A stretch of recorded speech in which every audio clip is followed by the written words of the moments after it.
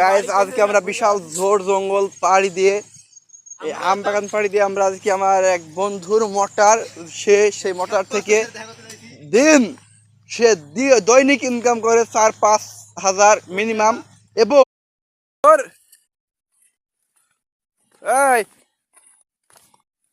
আনিসুর খাতা নিয়ে এসছি তো নাকি?